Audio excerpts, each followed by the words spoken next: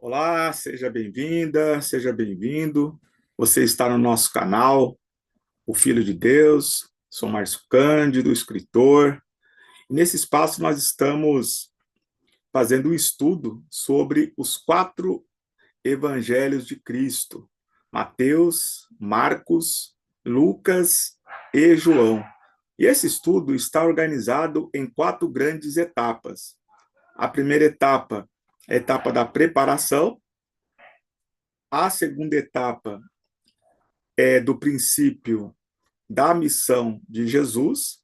A primeira e a segunda etapa já foram concluídas. Desde já te convido para acessar a nossa playlist, onde você vai poder assistir em sequência todas as passagens, todas as narrativas dos evangelhos que já foram estudadas. A terceira etapa, que nós estamos nesse momento desenvolvendo, é do ministério de Jesus. E a quarta e última etapa é sobre a paixão, morte, ressurreição e ascensão de Jesus. E nesse momento, nós estamos no ministério de Jesus, na fase da Galileia, ministério de Jesus na Galileia. E a passagem que nós vamos estudar hoje é sobre a esmola em segredo, narrada exclusivamente no Evangelho de Mateus. Então, vamos dar início aqui à leitura e, em seguida, vamos fazer um aprofundamento. Vamos fazer em nome do Pai, do Filho e do Espírito Santo. Amém.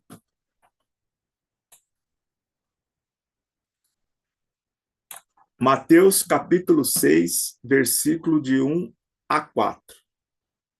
Guardai-vos de praticar a vossa justiça diante dos homens, para serdes vistos por eles. Do contrário, não recebereis recompensa junto ao vosso Pai que está nos céus.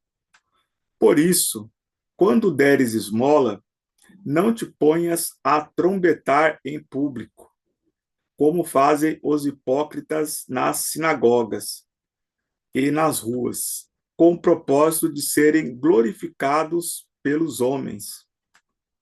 Em verdade, vos digo, já receberam sua recompensa. Tu, porém, quando deres esmola, não saiba tua mão esquerda o que fez tua direita, para que tua esmola fique em segredo. E o teu pai, que vê no segredo, te recompensará. Então, essa é a passagem descrita no Evangelho de Mateus, capítulo 6, versículo de 1 a 4. Bem, vamos então aqui a fazer um aprofundamento. Se você ainda não se inscreveu no nosso canal, se inscreva para que você não perca nenhuma de nossas atualizações.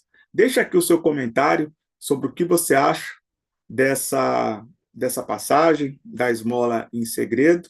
E também, se fizer sentido para você, compartilha para que mais um irmão, uma irmã, possa fazer parte desse estudo. E também pode deixar aquela curtida sua, que fortalece aí o engajamento da nossa página. E também, aqui no nosso canal, você pode adquirir o exemplar do livro O Filho de Deus, Fazei Tudo o que Ele vos disser, de autoria de Márcio Cândido, publicado pela Viseu Editora. Bem, então vamos lá. Essa questão da esmola, e aí é muito importante nós fazermos sempre a contextualização, né? A palavra, ela foi escrita naquele tempo e é válida até os dias atuais, mas nós devemos fazer uma contextualização daquele momento, porque era tão importante essa questão da esmola, e ainda é no nosso tempo. Mas no tempo de Jesus, havia uma exclusão profunda da população. Uma época onde existia um abismo muito grande de pessoas muito ricas e pessoas miseráveis. E Jesus ele conviveu nessa contradição. Então, a esmola, naquele tempo, para alguns, era a única forma de sobrevivência. E os sacerdotes cumpriam a esmola, só que eles gostavam de fazer isso como um prestígio. Olha como nós somos bons. Então, eles faziam de uma forma que todo mundo pudesse ver que eles estavam dando uma esmola, para mostrar que eram caridosos, que eram misericordiosos. Então, aqui, nessa passagem, Jesus ele faz uma crítica a essa ação. Porque quando você faz para que os homens vejam aquilo que você está fazendo, você já foi glorificado pelos homens. Portanto, você não precisa do reconhecimento de Deus, porque você não fez para Deus. Porque Deus ele vê no secreto. Se você fez para ser visto, você fez para quem? Para os homens. Deus não precisa de palco. Ele te vê aonde você estiver e fazendo, seja lá o que você fizer. Então você não precisa brilhar para dar uma esmola. Você faz justamente pela necessidade do seu irmão e da sua irmã. Então aqui Jesus está criticando essa contradição, né? Essa hipocrisia de provar que você é misericordioso, que você é uma pessoa bondosa.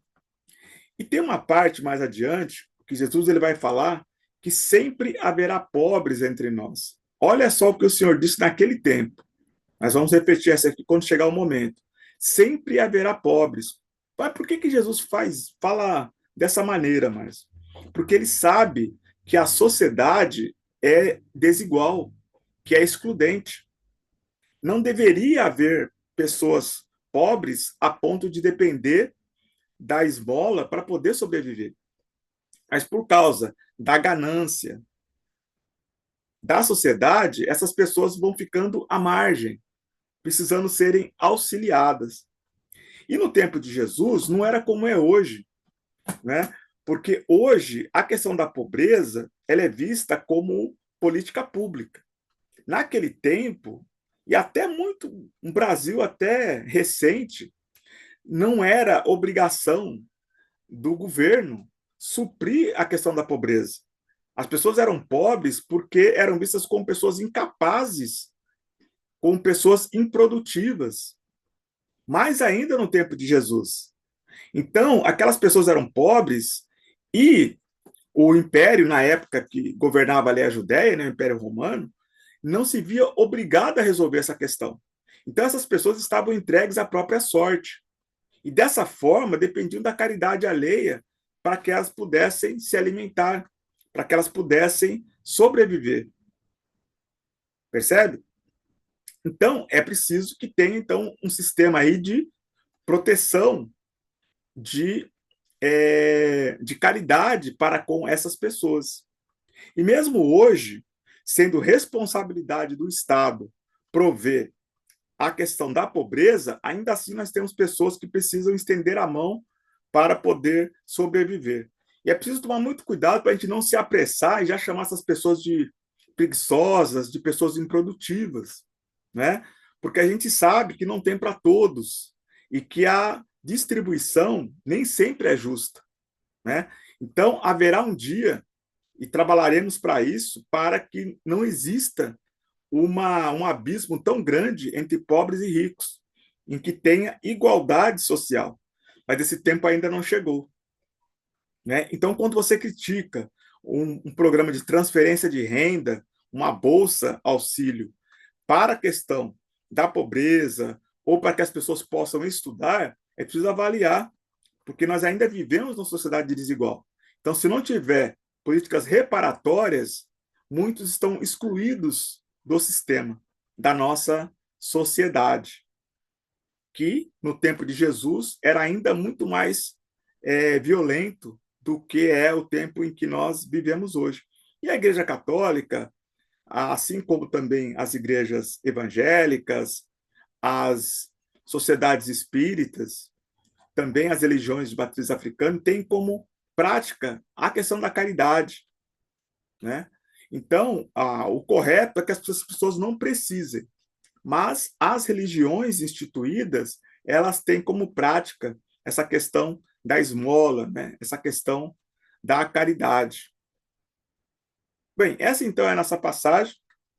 Mais do que o gesto, né, de dar uma esmola, nós estamos falando aqui hoje da solidariedade, para que a gente tenha gestos de amor e solidariedade com as pessoas mais excluídas da nossa sociedade, que a gente não se antecipe a julgar essas pessoas ou criticar essas pessoas, que a gente faça um movimento para que a vida dessa pessoa tenha menos turbulência. Né? As pessoas não precisam da nossa crítica, as pessoas precisam ser acolhidas.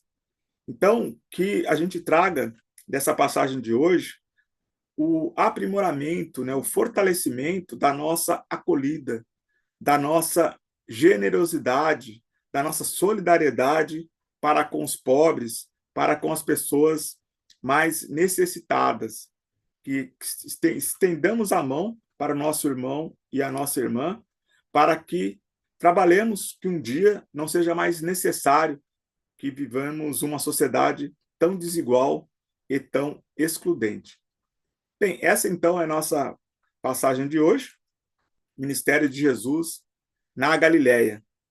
Então, se você ainda não se inscreveu no nosso canal, se inscreva aqui no nosso canal, o Filho de Deus. Também nós temos o nosso perfil do Instagram, o Filho de Deus. Eu já te convido para nos seguir também ali no Instagram. Deixa aqui o seu comentário sobre o que você acha dessa passagem. Compartilha para mais um irmão, uma irmã, para que esse estudo possa chegar a mais pessoas. Deixa aqui a sua curtida para fortalecer o engajamento da nossa página.